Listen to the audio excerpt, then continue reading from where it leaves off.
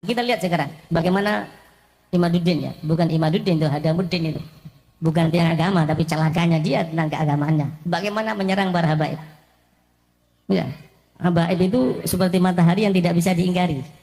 Dari generasi ke generasi mereka keturunannya, apalagi dari Imam Ali Zainal Abidin, Sayyidina Husain, bahkan juga dari Ahmad bin Isa al-Muhajirullah yang pindah dari Irak ke Hadramut, demi juga Habib Ubaidillah yang namanya Abdullah tapi merubah diri. Dia mengatakan tidak pantas saya mengatakan Abdullah, tapi dirubah diri menjadi Ubaidillah yang dihujat habis sama Imam itu. Waliyadzubillah, itu adalah upaya setan dan dajjal untuk menjauhkan kita daripada habaib. Kalau kita sudah jauh daripada habaib, jauh daripada aulia, habis kita. Dan beliau mengatakan generasi kita juga dirusak.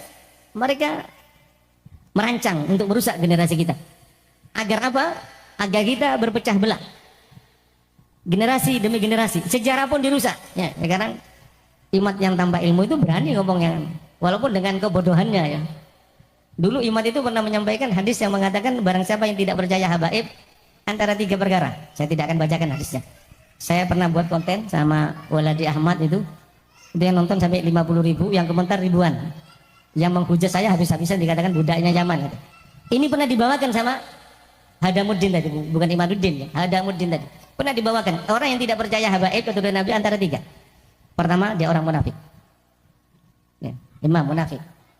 Yang kedua, bisa jadi, ya, imam munafik.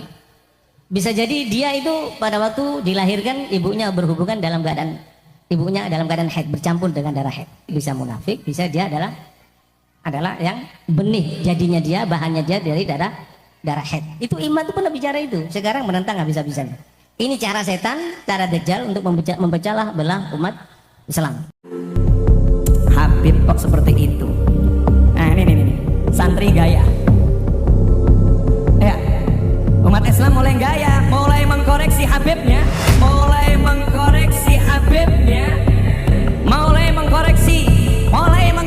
ulama-ulama dari anak cucu Nabi Muhammad SAW. Orang yang seperti itu mirip dengan iblis. Orang yang seperti itu mirip dengan iblis. Dusta kepada Allah dan Rasulnya, menyatakan kita sebagai nasab kepada Rasulullah, padahal bukan. Maka laknat akan turun kepada kakek moyang kami yang mengajarkan semua.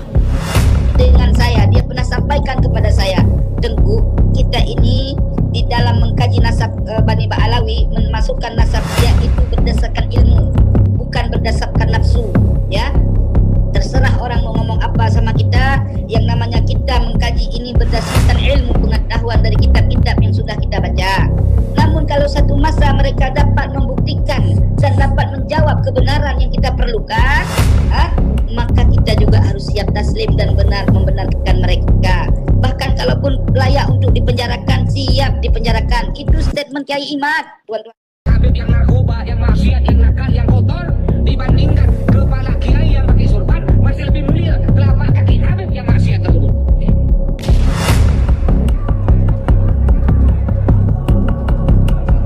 Mengenai kiai sebenarnya diri saya beri kiai asmana, tetapi asmana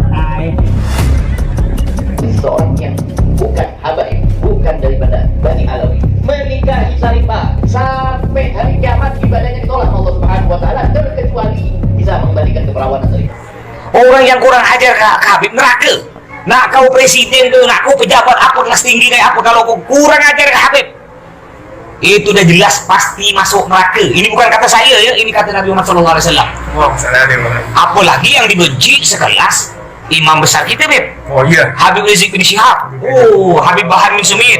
Dibenci. Naudzubillah. Apa kata Nabi Muhammad? Ala man adzana sabi wa dawi rahimi faqad adzani wa man adzani faqad adallah. Ala kata Nabi. Ala itu arti ingatlah. Dengarkan kau.